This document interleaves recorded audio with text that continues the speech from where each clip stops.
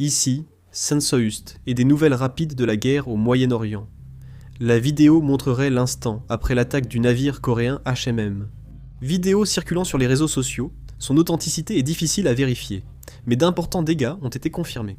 À Nabatieh, dans le sud du Liban, l'armée israélienne a attaqué le village de Nabatieh. L'armée israélienne a mobilisé la 226e brigade pour attaquer et détruire les tunnels souterrains du Hezbollah. En 24 heures, la 146e division a attaqué environ 15 infrastructures du Hezbollah, dont des installations militaires, équipements de surveillance et lieux de rassemblement pour activités terroristes contre soldats et civils israéliens. L'armée israélienne a décrété l'état d'alerte maximal pour toutes ses forces.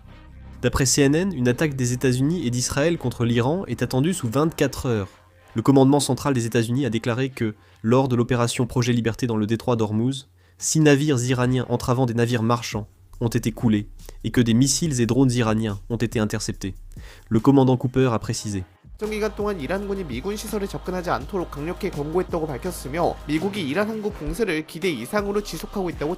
Il a précisé que l'armée américaine avait sécurisé une route maritime sans menace iranienne pour permettre aux navires de traverser le détroit d'Ormuz. La télévision iranienne a cité un haut responsable militaire, affirmant que Téhéran n'a jamais voulu viser les installations pétrolières arabes, sans donner plus de détails.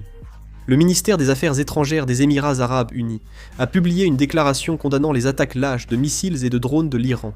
Il a également précisé qu'il était possible d'exercer le droit à la légitime défense. Selon un reportage de I24, tous les vols en provenance d'Israël à destination de Dubaï ont été suspendus. Le bureau de presse de Fujairah a annoncé que 3 Indiens ont été gravement blessés lors d'une attaque de drone présumée de l'Iran et transportés à l'hôpital. Ali Ammar, députée libanaise du Hezbollah, a demandé que l'ambassadrice américaine soit déclarée persona non grata, après qu'elle ait dit que ceux ayant insulté les dirigeants chrétiens devraient quitter le pays. Je vous informerai de toute nouveauté et mettrai la vidéo à jour. Fin de la vidéo, merci. Publicité pour les sous-titres.